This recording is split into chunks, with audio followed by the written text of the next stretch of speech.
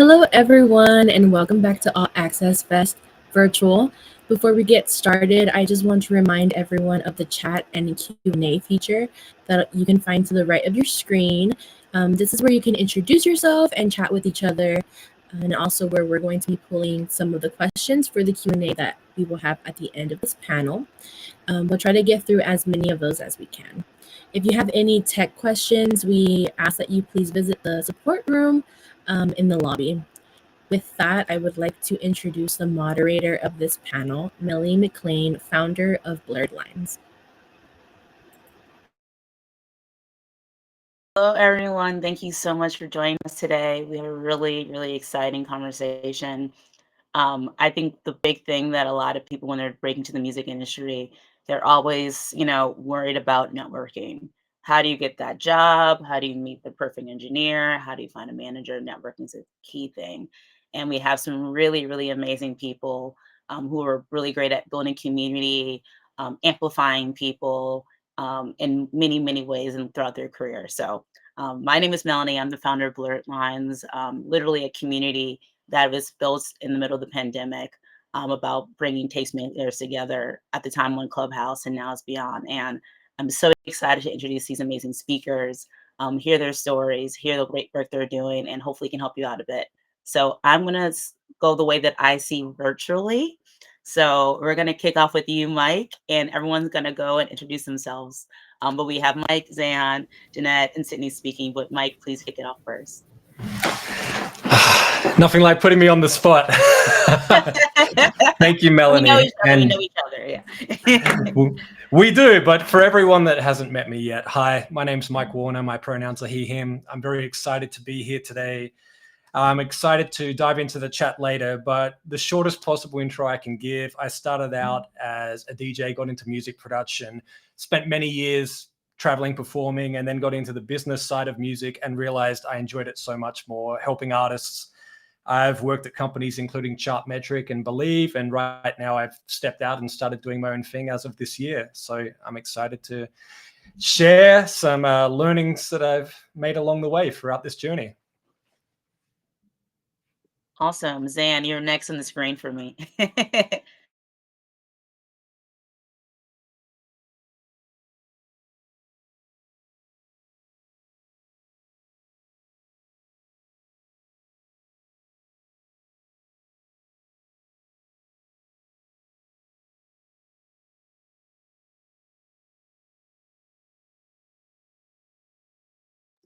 We can't hear you. I don't know if it's just me.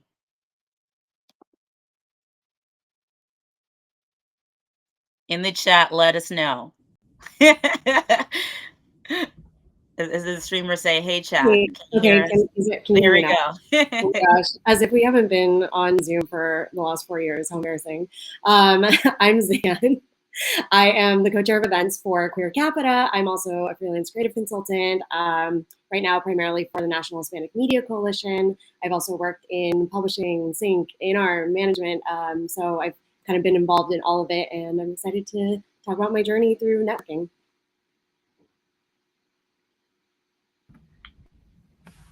Awesome. Thanks for your help, chat. It's teamwork, see? Jeanette, I see you next if we're going left to right. Yes. So I am Jeanette Berrios. I'm the VP of Corporate Marketing for Symphonic Distribution. We're an independent music distributor based out of Florida, with a presence in different, major music markets.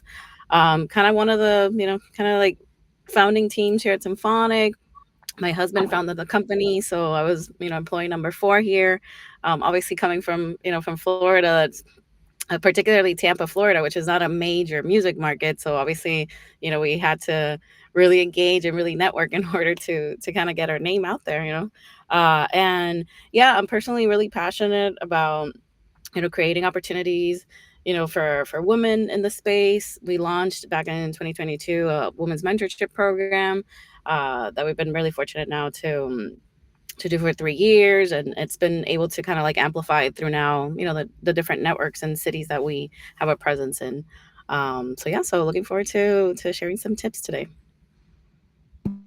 Amazing. And Sydney, would love to hear from you. Awesome. Thanks so much for having me here today. I'm Sydney Wicklin. I help run creator partnerships here at Genies. We're an avatar technology company, so my role really sits at the intersection of entertainment, technology, creative, and I help cultural tastemakers from musicians to athletes create and leverage avatars to express themselves digitally, expand their brands, and connect with fans in innovative ways. And previously, before Genies, I've really run the gauntlet at a bunch of music positions, CAA, artist management. I worked in digital marketing, label relations, and I even built and run my own festival on the side as well, and built community there. So I'm really passionate about helping the younger generation and helping people find ways to connect. For most of my positions that I got, have gotten through networking. So that is definitely the way to go. Thanks for having me. Amazing. Well, see, I told you we have amazing people. Just to answer the chat so we can do it in real time. Jeanette, can you name the mentorship program again? Just because people want to know, just so they can be doing their Googles at the same time. Yeah. So it's called the Woman Empowerment Program. You could, if you go into our website, the symphonic.com website, and you can, if you search in the search bar, you can find it there. Normally we do our open enrollment in March around Women's History Month, and the program's for 6 months. So yeah, we're constantly looking for new mentors and obviously mentees as well. Thank you so much for asking that question. Thank you for answering it. So I always like to start from the beginning, right? Often you always hear about like, it's not about what you know, it's who you know. And can you kind of tell us what were the networking things that helped you get your start in the business? And, a lot of people in the chat are, still students, things like that. I personally say I got my start when I was a junior in college. I went to Xavier University, New Orleans, by just going to shows, and like using platforms like Instagram and DMing people. That's how I got my start. So a little bit of virtual, a little bit of in person. Can you all go and tell us, how did you get your start in the music business in the context of networking? What did you do to kind of get that foot in the door? I'm happy to jump in first, I guess. Awesome. Yeah, so I got my foot in the door. I would say mine started in college. I went to UC Santa Barbara, and there's a bunch of associated student programs and internships around. And Santa Barbara is not a giant music market, but no matter what college or school you're at, there's people who are passionate about entertainment, and you can find your people there. And so I got involved throwing concerts on campus, and from there, through those connections, knew some people at CAA because we had been booking some of their artists. And my biggest tip for that was that I would be sliding into the LinkedIn DMs and Instagram DMs for different assistants and coordinators. You don't need to necessarily talk to the agent. Get coffee with those kind of lower level, mid-level. And that person that I got coffee with gave me a great tip of writing handwritten thank you notes after an interview at CAA. And that's what actually got me the position there. And that was my first gig out of college. Amazing. It's Anyone awesome. else want to hop in? Yeah, at least I like your strategy for sure, Sydney. I would say, for us, we were already kind of like an established business of sorts, and we had to like break through and develop new relationships. So for us, we quickly realized, like, let's say when attending conferences, if you decide to attend a conference, at times they will have some sort of like back end that you can connect with other folks that are attending the conferences. So essentially what we would do is literally make up, kind of like at least like favor as many people that we knew that we were looking for, specific relationships for, and hit them up, reach out to them, through those, through those channels that they have available, since obviously everybody's going to be meeting in one place. And then even when it comes to those conferences, let's say that you can't afford to be in a conference yet, right? Because obviously, as some of us know, South by can be very expensive. At times, all these conferences have, are kind of like big ticket items. You can also offer yourself to volunteer for one of these, for these conferences as well. Because you are going to be, mingling and meeting, not only if perhaps you can't necessarily talk to the folks that are attending the conference, but at least you'll have awareness of new companies that are out there. and also to working with a lot of those conferences. They have a lot of partners themselves. They outreach for sponsorship, so you are going to be kind of like in rooms and in locations where you can be meeting even like your potential next employer, essentially. I like to Awesome. joke Anyone else that want to go down memory lane?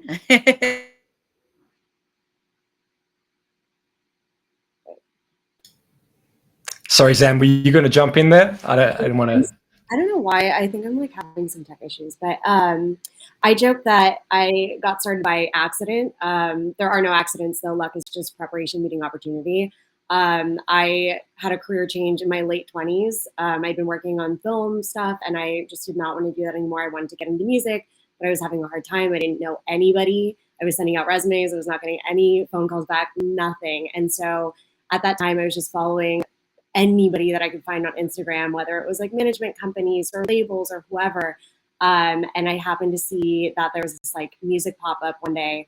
It was on my way home. I almost didn't go. I'm so tired. I don't know, but I'd be like remiss to not go because it was literally on my way home. And so I popped in, ended up talking to somebody who happened to work for the company. And then I happened to have my camera. I used to do like some band photography back in the day. And I was like, hey, can I take some photos of the band? Like you guys can use that for, your socials or whatever. End up taking photos of this band, edit them, send them to the guy, and slipped in my resume with it. And I was like, hey, I don't know if you guys are ever hiring, but here's my resume just in case. And he was like, well, we're not, but like, why don't you come in for a meeting with our office manager and we'll keep you in mind. I go in for a meeting. They hire me to do like merch fulfillment, like part-time. So twice a week, I was just there for a little while.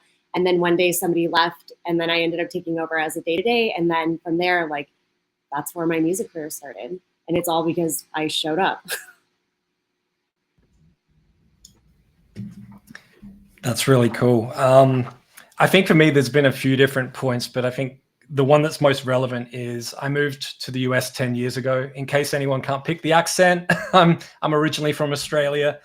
And I'm a naturally shy person, which some people are shocked to hear when they find out that I'll speak on a stage. But I'm like, something just turns on in my mind when I'm doing that. And then I go back and I hibernate again immediately after. I need like a 2-week recovery period where I don't talk to anyone. And so I was always really shy and suffered and still do suffer imposter syndrome and a number of other things. But I know how important networking how important networking is and how important it is to put ourselves out there. So initially, to get over that discomfort, I would write and I would write and I would write and I would share. And that would lead to people engaging with me online on different social media platforms. And that would help to be an icebreaker so that when I'm at events, I would have something to talk about with people from that point forward. Whereas before that, it was just like, hi, how's the weather today? I really had no networking skills whatsoever and didn't know what to say. So what changed for me was writing. It's and just putting things out online and putting things out that I feel would be of benefit to other artists. And that led to artists reaching out to me, and that led to making some really great connections in the industry. And, the rest is history. I love that. And that perfectly leads into our next question. I'm curious, like, what does networking mean to each of you all? Some people, it might be going to, 3 days a week, a mixer. Someone else, it might go to intentional spaces. Maybe it might be like certain shows. Some people, it might be writing. So I would love if you can all say, what is networking to you? Because I think, over time, we learn what kind of our own personal form of networking is. But I think it's sometimes great just like state it out loud, because some people might be networking and they don't even realize they're doing it. So anyone, feel free to hop in. But what is networking to you and your own personal style? Okay. I think, for me, what it means, yes, there's always these, like, let's say specific goals or relationships that you want to develop, right? But I also think that when coming into these spaces, depending on the format of it, of the event itself, as you're approaching folks, you might not necessarily know what they focus on, right? Like what they do, and it may or may not be a relationship that you really need right now. So I feel like, at least like for in my experience, because like I would attend perhaps like these like networking events that were taking place primarily in conferences.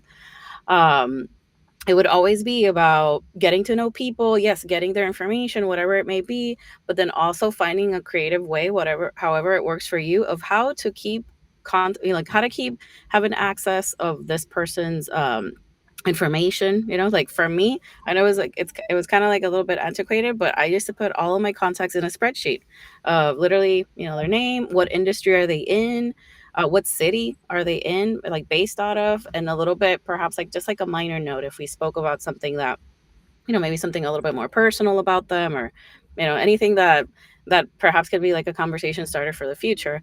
And then when I would visit again those cities, then I would be like, okay, let me check in my spreadsheet of like, if I'm going to Austin or I'm going to New York, let me then reach out to these folks, if the relationship made sense at that point. Because I feel in all these networking events, you are going to meet a lot of people, but you might not have an opportunity to work with them right now. So it's like not only finding the right people to talk to, but then also still keep like a little archive of sorts of like, hey, I'm gonna have this person in the back pocket, because when I reach X level, this is gonna be my contact. When I achieve X amount of goals, etc., or whatever it is that you're, like a specific project that you may be working on.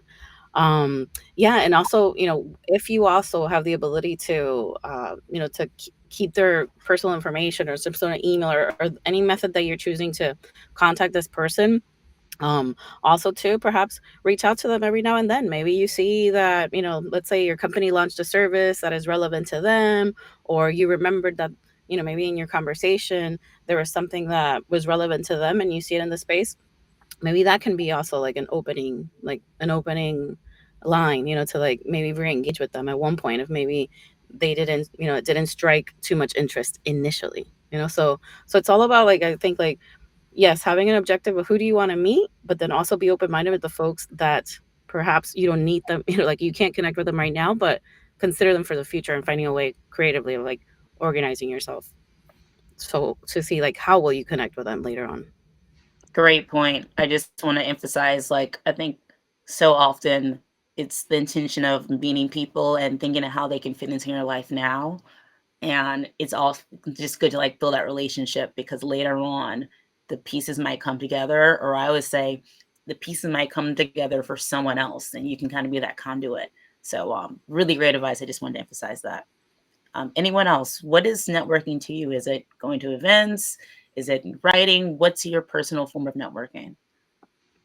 I mean, I think kind of similar to Jeanette, it's really connecting with people one-on-one. For me, everything is really community-based. Like Mike also, I am very shy. And mixers used to be an absolute nightmare for me. I joked when I joined Queer Capita that I was coming into it creating events for people with social anxiety, because I never want anybody to feel like they don't have anything to contribute when they come into a mixer, or like, having imposter syndrome, or like they shouldn't be there, because we all have something to contribute, whether it's something, right now, like Jeanette was saying, or somewhere down the road. Also, similarly, I keep a spreadsheet as well. It helps me keep track of like all the freelance things that my friends are doing on the side. And very recently forgot that my friend even did something freelance, and then was like, oh, right, they do that. And I was able to hire them, which was great, But I like to look at things of like, how can we build something together instead of just being pawns, instead of just feeling like used and abused in the industry, which is a really easy thing to fall into. But how can we connect to make this a better place for all of us? I love that. And I'm hearing a lot of echoing, people can do great things and you can be shy. I think so much in the music industry, we hear about like these like big personalities, and you hear about, you see the people making the content on Instagram, on the yacht and things like that. And I think this is an industry for all types of personality types. So I really appreciate you all for just like emphasizing that, because I think that's part of it. This is a space for all of us coming in our full self. And it might be talkative on stage, and it might not be as talkative after you get off the stage, but that's amazing to hear. Yeah, I kind of want to echo that too. Sometimes I've found that you go in and you want to maybe at an event want to meet so many people, but really there's so much value in just kind of picking, all right, I'm going to zone in on this one person or these three people and kind of forming a little deeper of a connection than really thinking you got to go out to the masses all at once. For me though, networking is really just intentional socialization. And so I think that when you're in person, you know, going in with that intention is great, but also let it be organic. But intention also means just like carving out time for it. It can be done as solo work when you're networking and sending out, like I said, DMs on LinkedIn or Instagram. I always use the phrase "be respectfully shameless."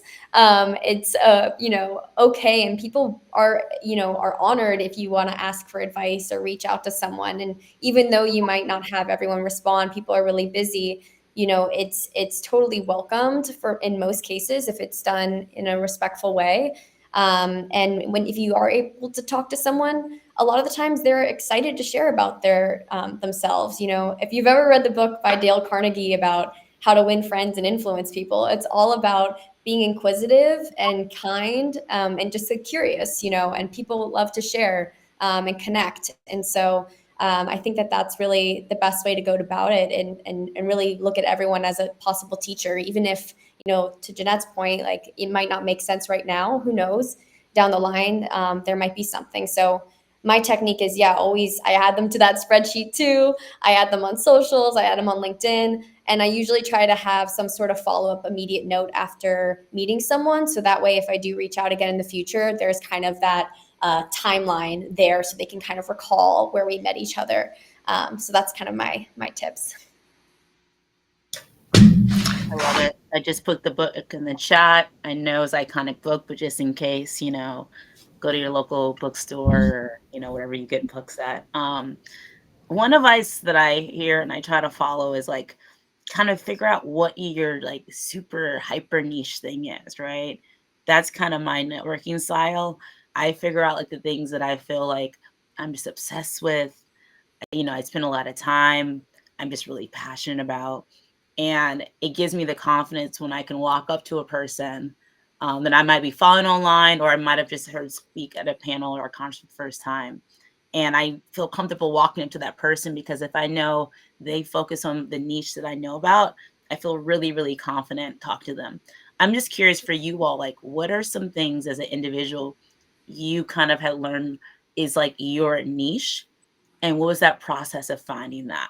Because I think a lot of the people, you know, they're making cold outreaches and it doesn't always work. And I think it helps if you kind of can show like, hey, you're great at this thing, and I'm really passionate about this thing too, or I'm doing something similar. So could someone else just tell me about like what's your niche and what was your process of kind of finding that?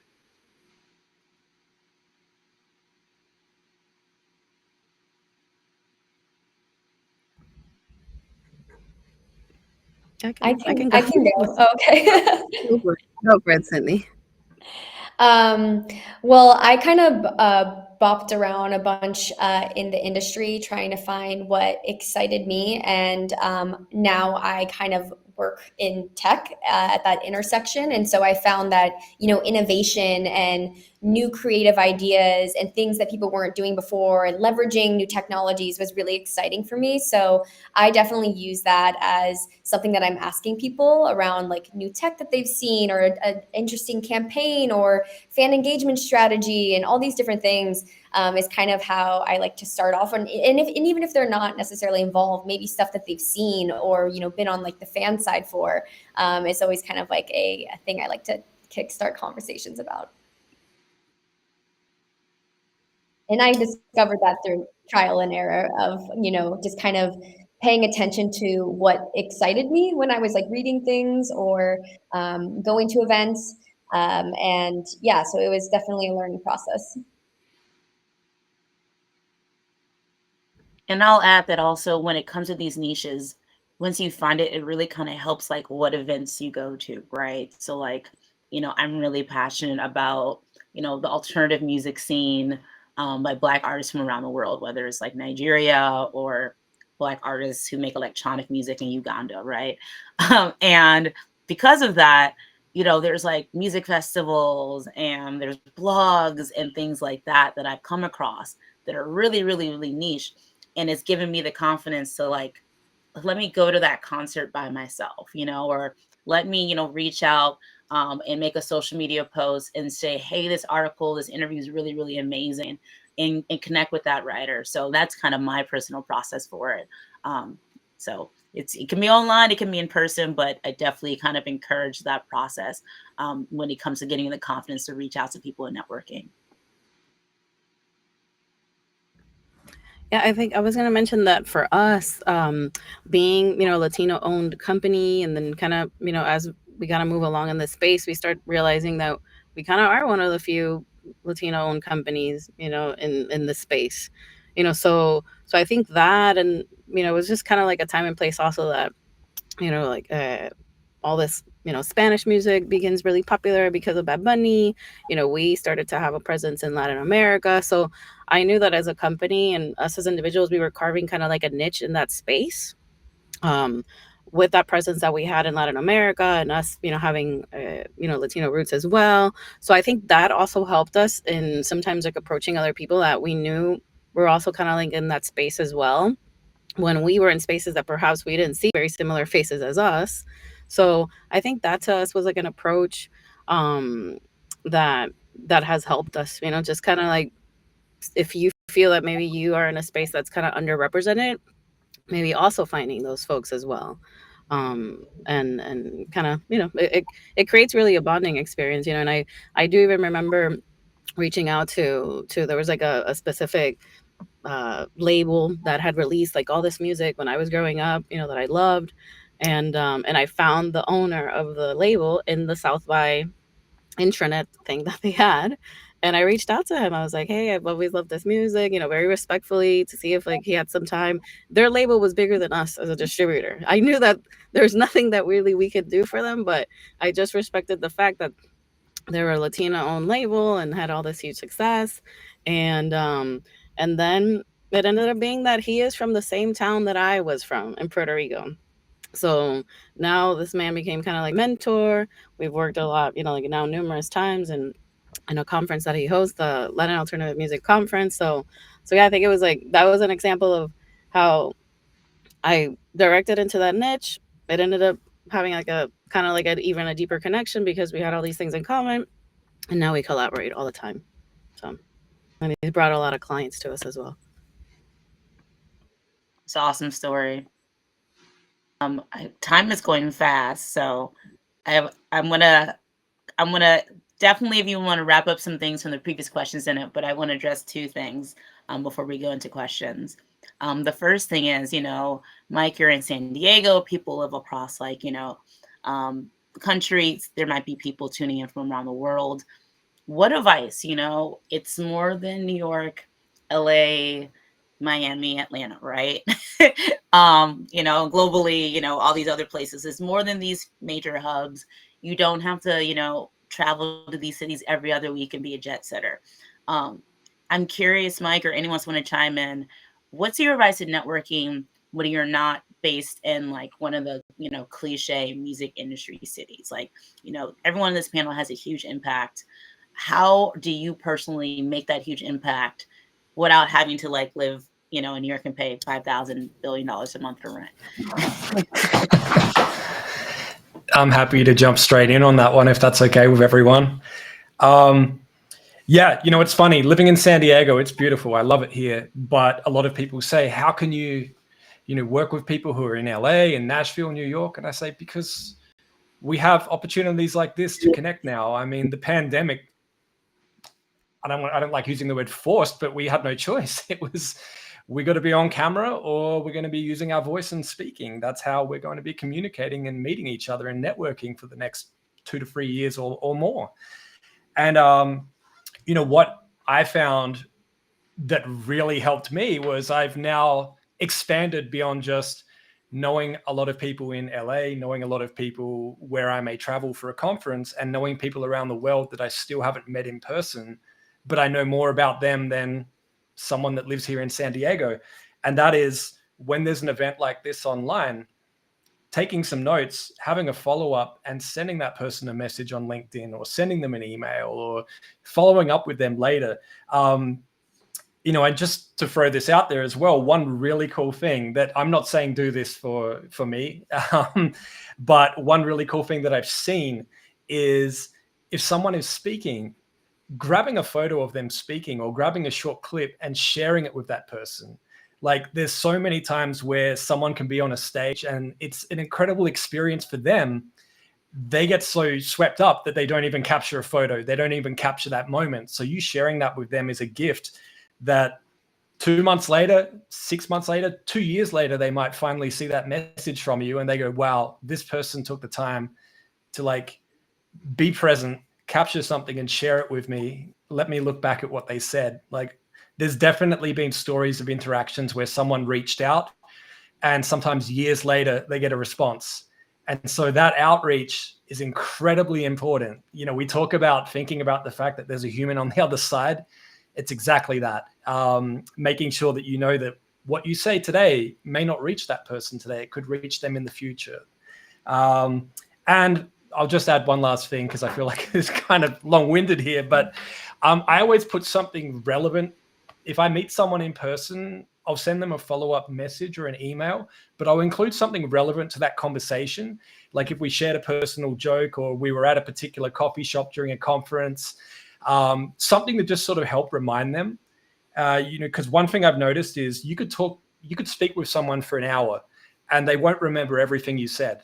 And, this isn't my quote. I've heard this said by many people before, but they won't remember everything you said, but they'll remember how you made them feel. So did you share a laugh? Did you smile? Did you talk for 30 minutes longer than you planned on it? Did you miss a bus? Did you miss your flight because you're having such a great conversation, whatever it is?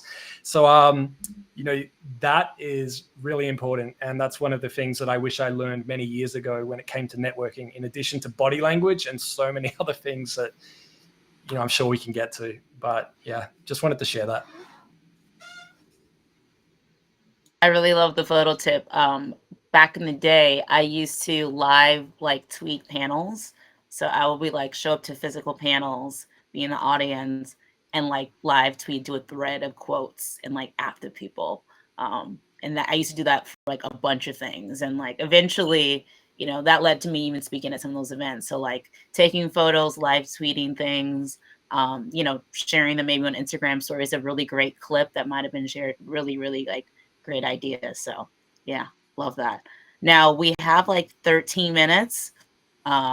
This has been a great conversation. I feel like we could have gone another 30 minutes, but I definitely want to get to these questions. So thank you all so much for asking these amazing questions. Definitely feel free, any of the panelists, let me know if anything jumps out to you in particular. But I definitely want to go into, I think, the concept of cold reach out. I know that's a thing that happens a lot. So I'm going to really go into the question first of, what do you think of cold calling and coffee chats? Do they help in 2024? Is it old school? Is it hit or miss? That's a question from Catherine. So cold calling, whether it's email, LinkedIn, DM, what's your thoughts on it? Is it relevant in 2024 and how do you do it? I will say something here. I think it's definitely relevant. I mean, to Mike's point, though, you could get a lot from virtual, but there definitely is, value in IRL as well, and really connecting and sharing that laugh and getting that feeling from each other. And truth of it is, not that many people do it as much as you think. So I think you'll have even more of a chance of standing out if you are doing it in 2024. And just, I wouldn't recommend calling, but, sending a note or email for sure. Take your shot. Don't take it personally if people don't respond. And like I said, be inquisitive, compliment, show that you've done your research about them and their projects. Definitely think it's worth it. Yeah, no, same. I agree. And I think also something to say is being mindful of that first initial communication that you send out, if, depending on the channel that you are doing it in, definitely emails, trying to keep it a little bit short, respectful of person's time, be very clear in terms of like what you're asking for, and even go the extra mile of like, hey, I only need 30 minutes, 15 minutes of your time, just kind of, so it's like very, very clear, and maybe even ask, 3 main questions of, you want to pick their brain in this, so it's really clear that, once they get that communication, they can respond to you with like yes or no.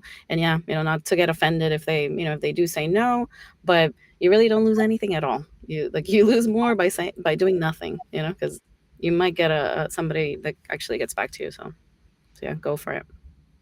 Yeah, Yeah, I you like literally to. don't try. Oh, go ahead. You go. Sorry. I was going to say, you don't know if you don't try. I mean, you never know who's going to be open. You never know where it's going to lead. And like everyone was saying, like, be respectful and don't take it personally. But again, like, something really great could come of it. I feel like there are things happening in my life now that are occurring because of a friend that I made 10 years ago that I just like went up and talked to, And so again, like, you never know where these full circle moments can land. I like to say I like to when people reach out and they show they've done research, right? Just because I'm like been blessed to do a lot of like podcasts and panels, and I literally have like Spotify playlists of my past podcasts, the YouTube playlist of my, you can watch it. And only a couple times someone's like, we've done an intro call, and they've like, okay, I already know your background information. I know this. It saves so much time, right? And you can get into the nitty gritty. So I highly recommend clicking the link in their bio, reading their bio. If they have any, search Spotify, search YouTube to see if they've done any interviews or podcasts, check that out. Just because if a person says, hey, I would love to learn about your background, I'm less likely to respond if that content's already out. I'm more likely to respond if someone says, hey, I just saw you post that she went to All Points East in London for the 3 years in a row. Guess what? I booked their first show, at a DIY venue. I need some advice on this. I'm like, oh, I want to talk to you because you saw me talk about that music festival. There's that connection there. Or even if they just say, I'm a fan of that artist, right? That you like, that I'm talking about a lot. That's niche, not Drake, but like something niche. So that's some of my advice. Did you want to say something, Mike, before we get to the next one?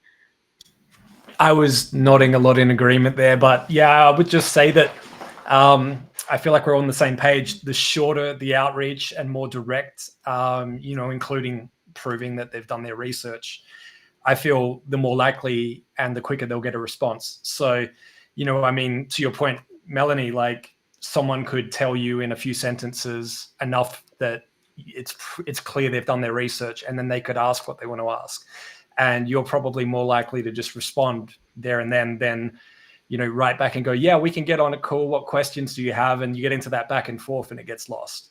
And then that first interaction has happened, and then many things can happen from that point forward. So yeah.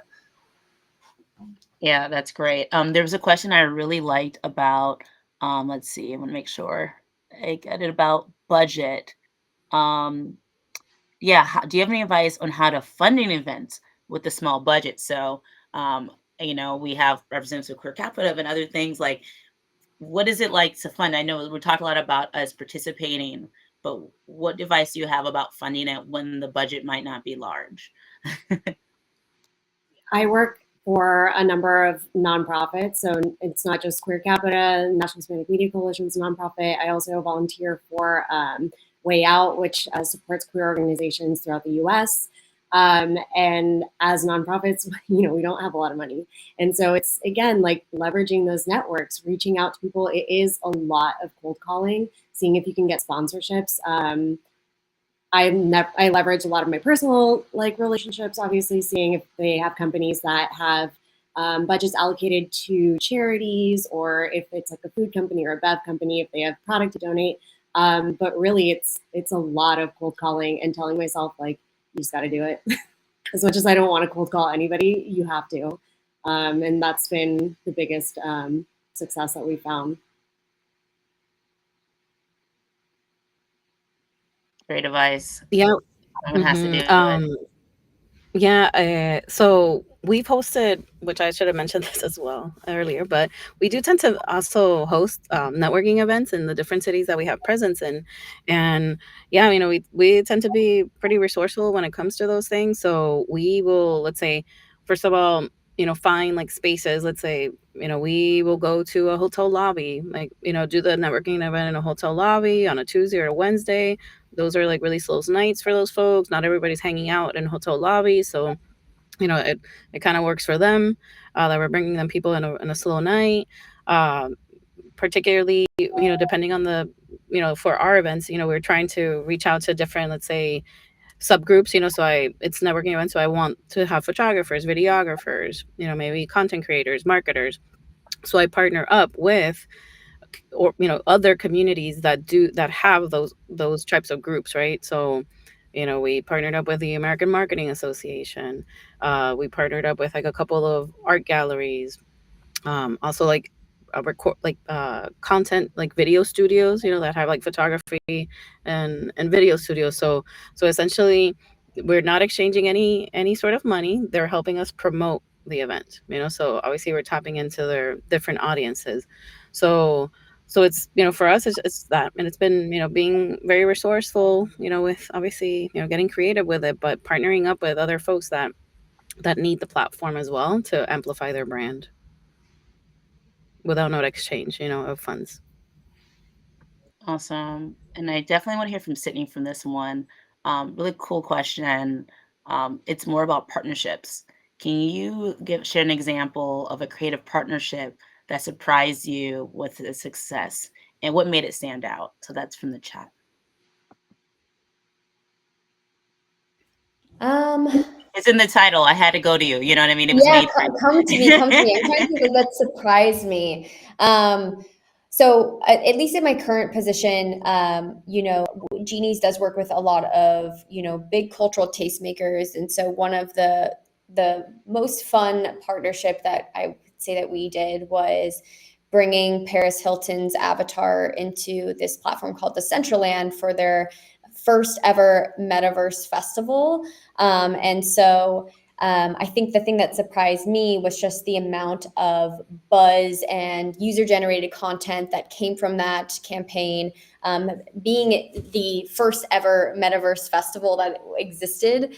And so that was probably, I guess, the one that's coming to mind first, as it was exciting and surprising to see it go so well. Paris is, the queen of the metaverse, though, but it really expanded beyond even her fans. So that was probably one that surprised me, and I'll try to think if I have any others. Maybe I'll talk after the session as well. But yeah, thank you for asking. And also, if kind of a follow-up, how do you measure success? That's another question I see in there.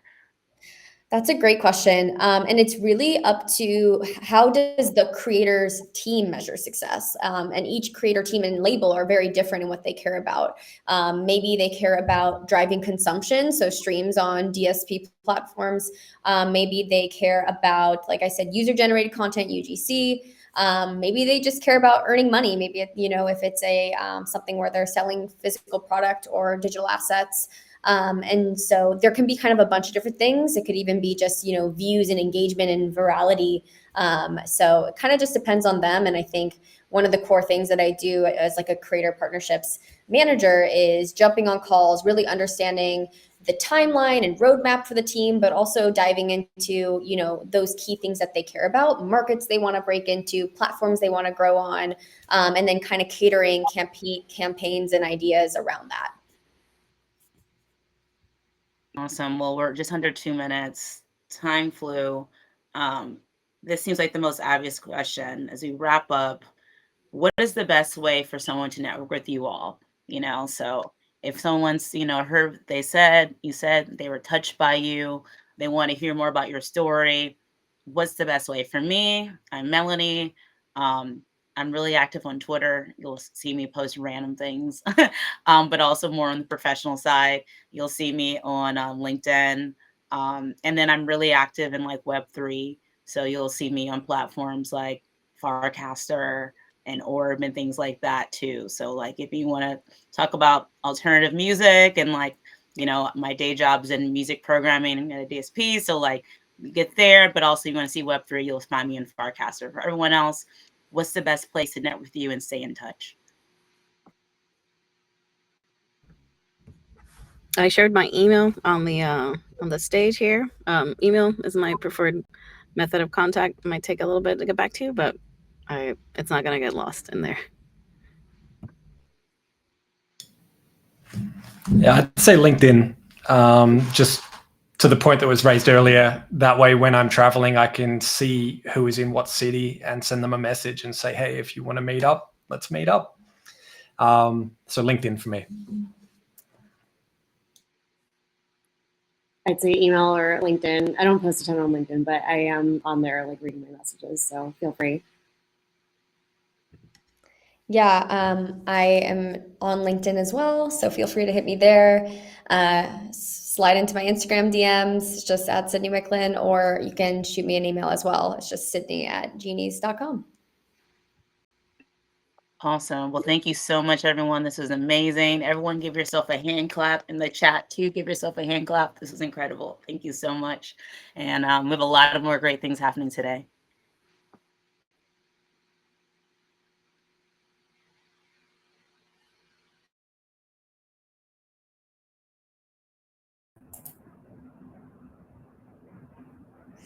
Another great conversation. Thank you to all of our wonderful moderators and all our wonderful panelists today.